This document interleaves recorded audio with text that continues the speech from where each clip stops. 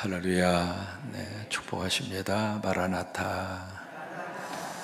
주 예수여, 어서 오시옵소서. 아멘이죠. 누군가가 기다릴 수 있는 대상이 있다고 하는 게 행복합니다.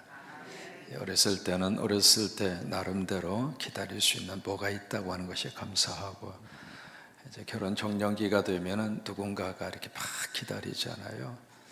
또 이제 결혼을 한 다음에는 새 생명을 이렇게 기다리고, 우리 필리핀 우리 교회 한 자매님이 우리 하울이를 선물로 받았는데, 태명이 뭐냐면 새벽이라고 그럽니다. 왜 새벽이라고 그랬냐고 그랬더니 새벽기도 하면서 하나님의 생명을 주셨다고. 지금 막 꿈에 부풀어 있어요. 기다림이죠. 근데 우리 영적으로 예수 믿는 사람들은 예수 그리스도를 기다립니다. 그 기다림이 우리 믿음의 삶의 여정이 바로 그거예요. 예수님이 언제 오시겠는가? 오심하고 약속하신 그 예수님이 언제 우리에게 오실 것인가? 왜냐하면 예수님이 오셔야 여러분이 가진 모든 문제가 해결함 받습니다. 주님이 오시기 전에는 내가 가지고 있는 갈등도, 가정의 문제도, 자녀의 문제도, 또 하나 민족 간의 문제도 이 세상에 그 어떤 문제라 할지라도 그것을 해결할 수 있는 인간이 이 땅에는 없습니다. 그래서 주님이 오셔야 이 세계적인 문제도 그러고, 민족 간의 문제도 그러고, 지역 간의 갈등 문제도 그러고, 계층 간의 문제도 그러고, 우리 한반도의 문제도 그러고, 그러면 남북한의 통일을 누가 어떻게 이룩할 수가 있겠는가? 결국 예수님이 오셔야 이 문제도 해결함 받을 수 있습니다. 그래서 우리는 늘 기도할 때마다 마라나타, 주 예수여, 어서 빨리 속히 금방 거시기 하게 오시옵소서. 우리가 하나님 앞에 나아가는 길이 딱 한 가지 길밖에 없었죠. 누구를 통해서? 대제사장을 통해서. 근데 이 대제사장이 그것도 하나님이 계시는 거룩한 지성소에 1년에 몇 번 갈 수 있죠?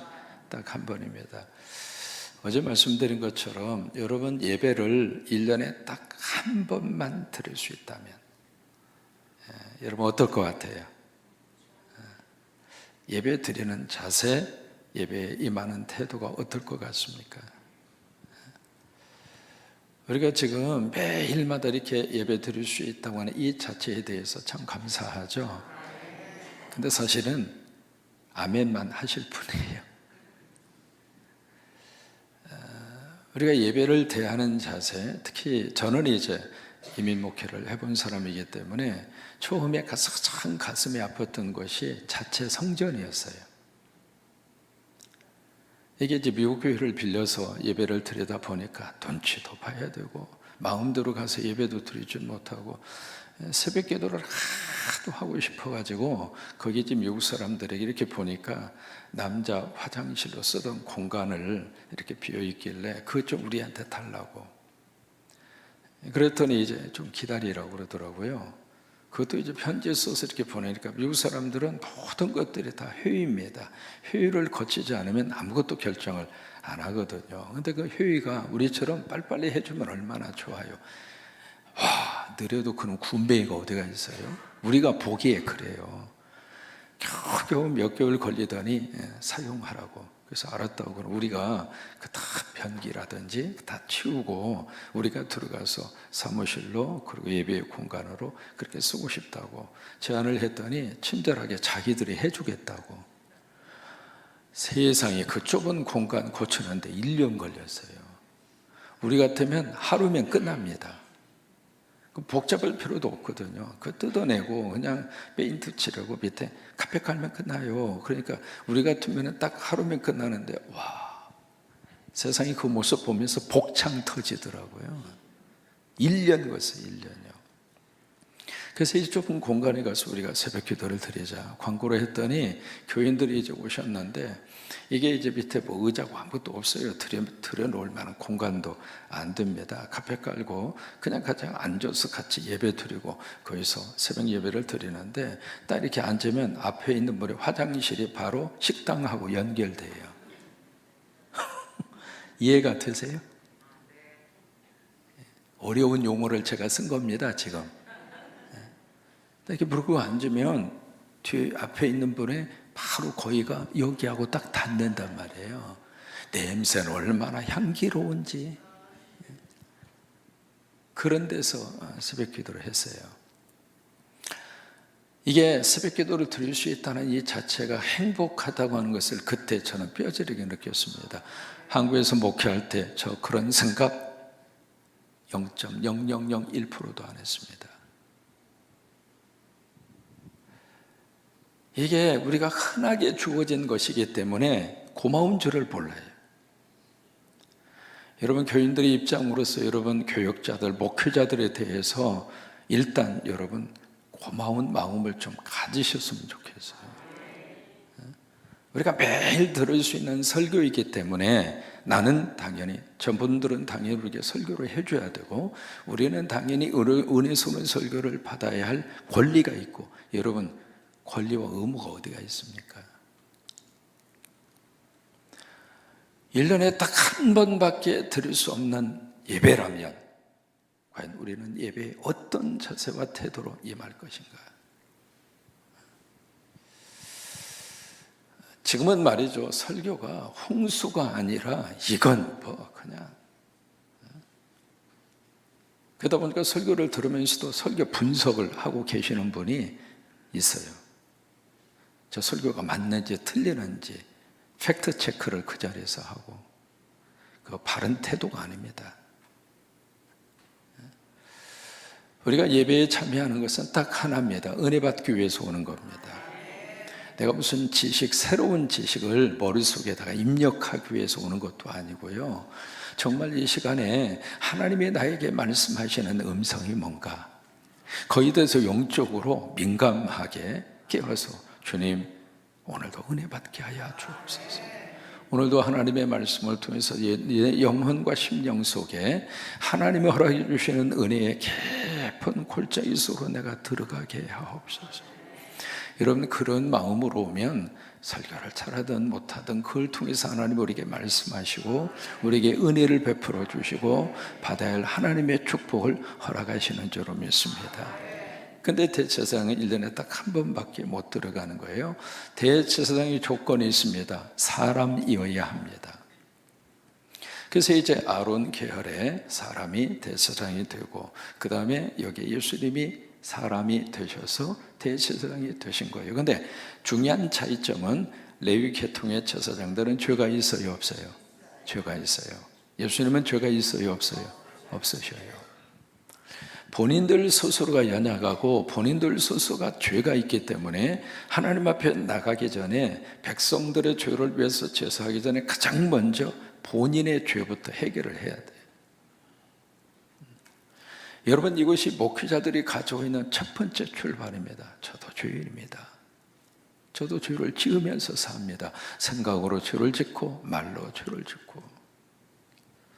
이 단에 올라오면서 제가 무슨 의인이어서 그런 입장에서 메시지를 전하고 설교를 하고 그런 차원이 아닙니다. 하나님이 이 사명 주셨기에 부족하지만 이 사명 믿음으로 감당하는 것뿐이죠.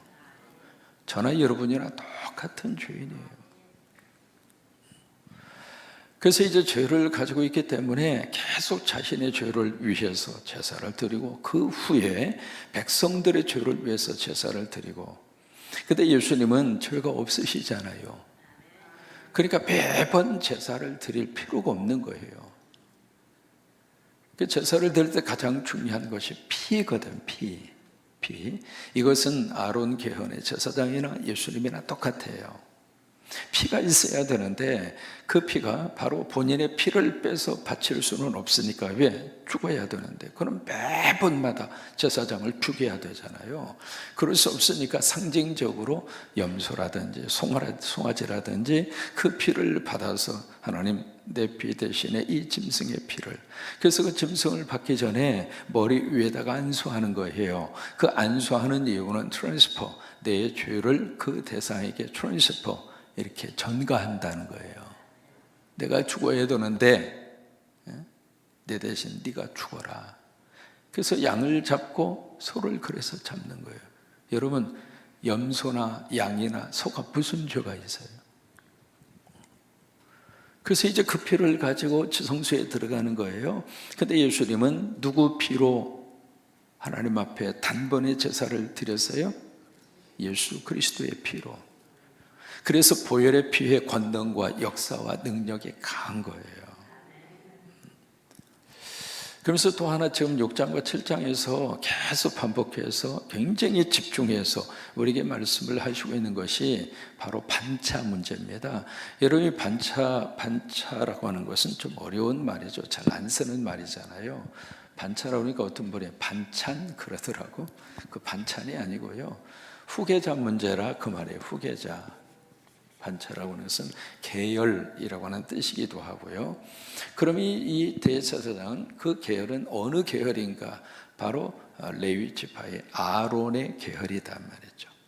그러니까 아론의 후손들을 통해서 이 세습으로 그리고 종신제로 대제사장이 쭉 그렇게 이어져 왔는데, 거기에 비해서 예수님은 어느 반차를 따르는 분인가? 멜기세덱의 반차.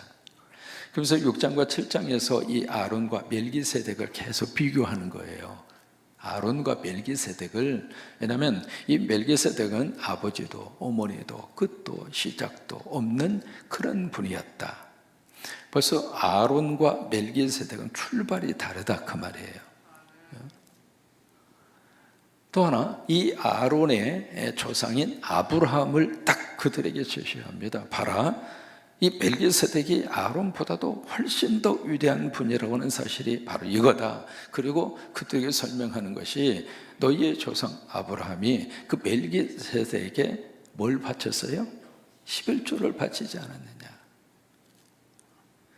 그다음에 세 번째로 이 레위 계통으로 쭉 제사장과 대제사장이 이어지게 되는데, 그 레위의 지파는 아브라함의 그 당시만 하더라도 허리에 있지 않았느냐. 아직 태어나지도 않았다. 시간적으로 보면 멜기세덱이 훨씬 더 앞서 있는 분이다. 이제 이런 식으로 6장과 7장에서 이 멜기세덱과 아론과의 비교를 쭉 그렇게 하고 있는 겁니다. 그렇게 하면서 이제 그들에게 뭘 지금 심어주려고 하느냐면, 우리가 믿는 예수 그리스도가 당신들이 돌아가려고 하는 유대교의 조상들보다도 훨씬 더 위대한 분이다. 그러면서 오늘 8장 1절로 연결이 되거든요. 8장 1절의 말씀에 중요한 포인트를 8장 1절에서 말씀을 하시고 있습니다. 같이 읽겠습니다. 시작. 지금 우리가 하는 말의 요점은, 자 보세요. 지금 4장 14절부터 쭉 말씀을 여기까지 오는 거예요. 그러니까 4장 14절 말씀에 뭐라고 딱 던져 놓느냐면, 우리에게 큰 대제사장이 있다. 그분이 누구냐? 하늘 보좌에 앉아 계신 분이다. 근데 그분이 하나님의 아들이다. 그분이 예수 그리스도다. 그리고 나서 4장 15절부터 쭉 말씀이 이어지는 거예요. 이어지면서 8장 1절로 딱 와서 하는 말이, 내가 지금까지 했던 이 모든 말의 요점이 포인트가 이거다. 난 이 말을 하고 싶어서 지금까지 쭉 그 말을 한 것이다. 중간에 내가 잔소리도 좀 하고, 왜? 정신 차리고 들으라고. 좀 어려운 말이지만은 이런 것도 좀 들을 줄 알아야 되지 않느냐. 쉬운 설교만 기대하지 말고 단단한 것도 좀 먹을 줄 알아야 되지 않느냐. 그러면서 중간에 잔소리 좀 하잖아요. 그렇게 하면서 마지막 8장 1절에 와서 내가 지금까지 쭉 말하고 있는 포인트는 이거다. 그러면서 8장 1절 말씀에 그렇게 말씀이 이어져 가고 있습니다. 포인트가 바로 무엇인가? 8장 1절, 이러한 제사장이, 대제사장이 거기서부터 같이 있습니다. 이러한 대제사장이 우리에게 있다는 것이다. 이런 대제사장이 누구에게 있는가? 나에게 있고 여러분에게 있습니다. 여러분, 이것이 히브리서에서 그들에게 집어주고 싶은 말씀의 요점이에요. 그 대제사장이 바로 우리에게 있구나. 우리는 그 대제사장 되시는 예수 그리스도를 의지해서 하나님 앞에 나가고, 그래서 예수님을 통해서 우리가 하나님의 은혜를 받고 하나님의 복을 받고 하나님을 통해서 용서받고 마음대로 하나님 앞에 나아갈 수 있는 그 길을 대제사장 예수께서 우리를 위해 길을 열으셨다. 바로 그 대제사장이 나에게 있다. 우리에게 있다. 여러분, 아무리 좋은 반찬이라 할지라도요, 차려놓을 수 있는 것은 능력이에요. 왜? 돈 있으면 차릴 수 있으니까. 중요한 것은 먹어야 내 거예요. 먹는 것만 내 겁니다.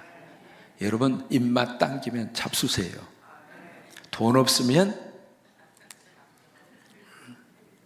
지난주 어느 분이 그러시더라고요. 목사님, 저 잡혔어요. 그러더라고요. 뭘 잡혔어요? 그랬더니 드디어 잡혔대요. 그래서 잘했군, 잘했어. 그냥 먹고 싶을 때 잡수시라고. 그냥. 아이들은요, 앞으로 먹을 기회가 많아요. 너무 걱정하지 마시고 여러분이나 신경 쓰셔. 마치 내가 뭐 천년만년 내가 먹을 수 있을 때 막 먹고 갈 수 있을 때 막 가고 꿈깨요. 입맛도 제한적입니다. 그러니까 이게 차려놓을 수 있는 능력 있는 사람이 있습니다만 먹을 수 있는 사람이 최고로 능력 있는 사람이에요. 먹어야 될 거죠. 대제사장이 있으면 뭐합니까? 그 대제사장이 나에게 있다고 하는 사실. 그 대제사장이 나의 대제사장이라고 하는 거예요. 이게 가장 큰 축복이죠. 믿으시면 아멘. 근데 그 대제사장이 지금 어디에 계시는가? 그는 어디에 계세요? 하늘에서 지극히 크신 이. 그러면 하늘 지극히 크신 분, 그분이 누구예요? 하나님이죠. 하나님. 그 하나님 보좌 우편에 어떻게 하셨어요? 앉으셨어요. 그러면 하나님 보좌 우편에 예수님이 앉으셔서 지금 뭘 하고 계시는가? 질문해 볼까요? 뭐 하실까요?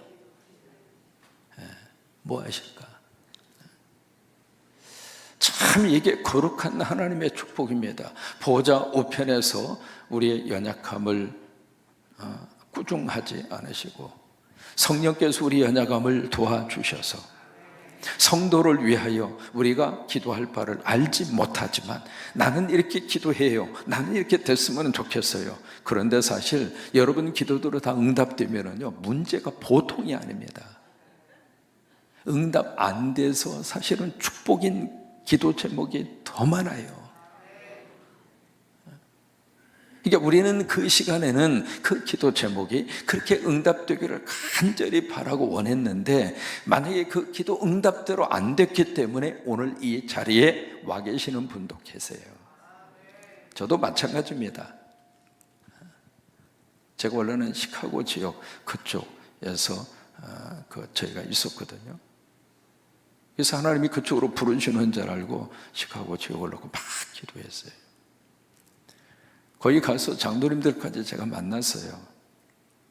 같이 이렇게 만나서 쭉 이야기를 하는데 거기 장로님 가운데 한 분이 그 이야기를 하시더라고요. 참 제가 그때 가슴 속에 깊이 그분이 한 말을 가슴에 새기고 있는데 뭐냐면 한신 출신이군요 그러더라고.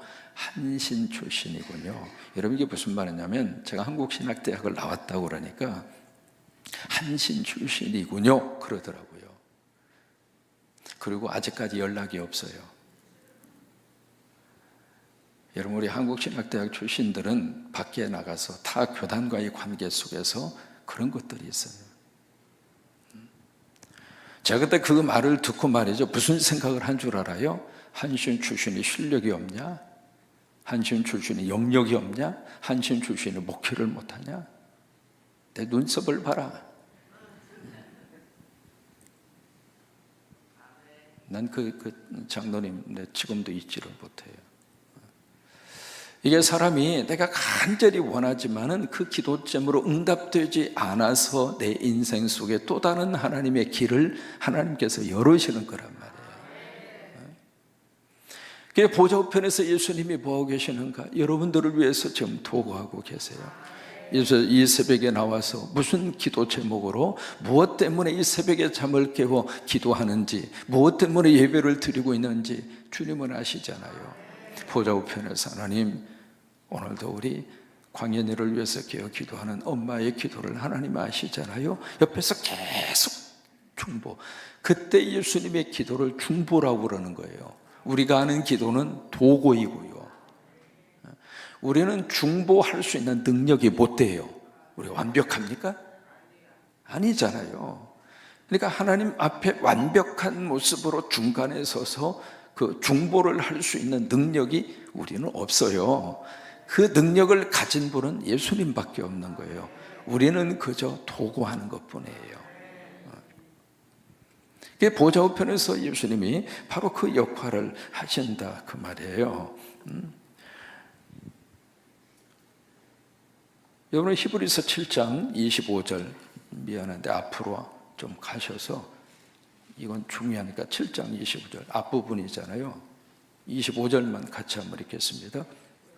그러므로 자기를 힘입어 하나님께 나아가는 자들을 온전히 구원하실 수 있으니 이는 그가 항상 살아 계셔서 그들을 위하여 간구하십니다. 이게 보좌 우편에서 주님이 하시는 사역이라 그 말이에요. 8장 2절입니다. 시작. 성소와 참 장막에서 섬기는 이시라. 이분이 누구인가? 대제사장 예수님이라 그 말이에요. 근데 이 장막은 주께서 세우신 것이요 사람이 세운 것이 아니라. 여러분, 이게 성소, 장막, 이게 바로 뭘 말하느냐면 성막을 말해요. 성막. 근데 이 성소와 장막인데, 바로 이 성소와 장막은 장막인데 참 장막이라 그 말이에요. 참 장막, 바로 거기에서 섬기는 분이라 그 말이에요. 여기에 아론의 후손들의 대제사장은 땅에 있는 성막, 장막, 거기에서 섬기는 이들이었지만 예수님은 하늘에 있는 참 장막에서 섬기는 분이 예수님이라 그거예요. 근데 이 장막은 주께서 세운 것이요 사람이 세운 것이 아니라 이 말이에요. 그러면 사람이 세운 장막이 있고 하나님이 세우신 장막이 있다 이 말이에요. 사람이 세운 교회가 있고 하나님이 세우신 교회가 있다 이 말이에요. 그것을 오늘 여기서 말씀을 해주시고 있는 겁니다. 자, 3절의 말씀으로 가서 보시면은 계속 그렇게 말씀이 이어지죠.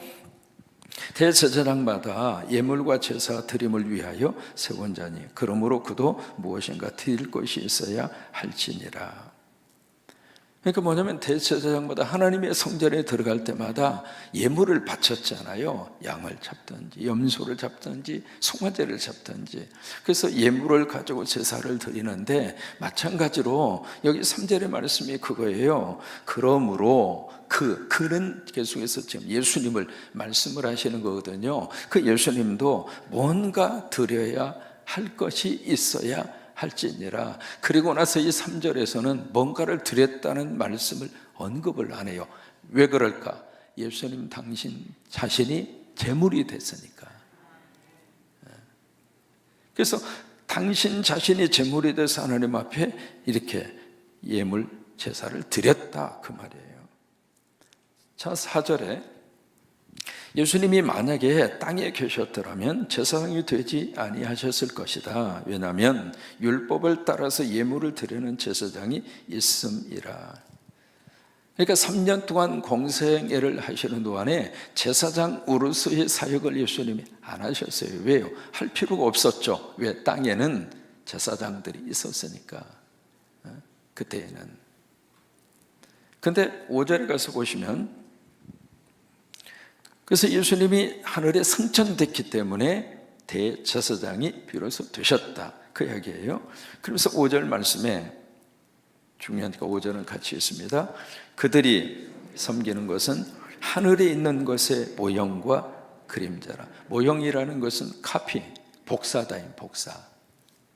하늘에 있는데 하늘에 진짜가 있어요. 하늘에 진짜 실체가 있습니다. 본체가 있어요. 그것에 비해서 이 땅에 복사본이 있다 이 말이에요. 그리고 그림자가 있다 이 말이에요.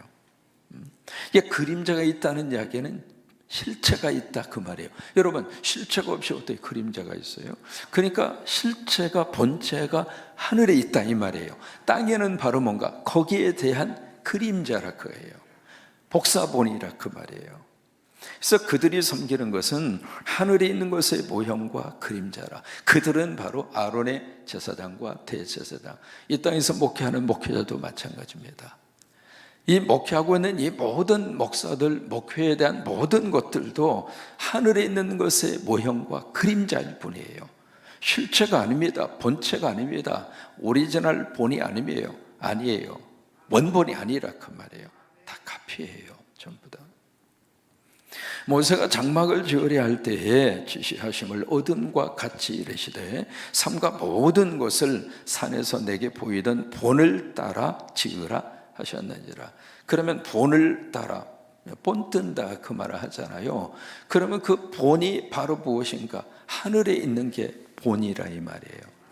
그래서 이 성막을 지을 때 하나님은 모세에게 성막 설계도부터 시작을 해서 치수부터 시작해서 재료부터 시작해서 크기로부터 시작해서 모든 것을 일일이 전부 다 세세하게 가르쳐 줘요.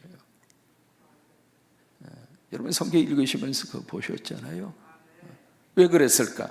하늘의 본체의 카피본이니까, 그림자니까. 그러면서 이제 그 다음에 살펴봐야 할 내용인데, 자 6절입니다 6절은 같이 읽습니다. 시작. 그러나 이제 그는 더 아름다운 직분을 얻으셨으니, 그는 예수님이에요. 그 예수님은 더 아름다운 직분을 얻으셨으니, 여기 이제 아름다운 직분이다라고 하는 것은 바로 하늘나라 장막의 제사장이 됐다 이 말이에요. 왜? 승천하셔서. 여러분, 바로 그곳으로 우리가 가는 것이 천국입니다. 아멘. 그러니까 지금 우리들은 신앙생활 이 자체가요, 어떤 본체 속에서, 본질 속에서 우리들이 붙잡고 하는 것이 아니라 하늘나라에서 이루어지는 것에 대한 복사본이에요. 그림자예요. 그래서 이 예수님이, 그러나 이제 그는, 그 예수님은 더 아름다운 직분을 얻으셨으니 하나님 나라의 대제사장이 되셔서, 그게 예수님이 얻으신 더 아름다운 직분이에요. 그 다음에 그는 더 좋은 약속으로 세우신 더 좋은 언약의 누구자라, 중보자라. 중보라는 말을 여기서 쓰고 있잖아요. 여기에 더라고 하는 말이 3번 나옵니다. 더. 이 단어가 이 히브리어에 있어서 아주 중요한, 그 영어로 말하면 이 베러라는 단어, 이게 히브리어가 아주 중요한 이 단어거든요.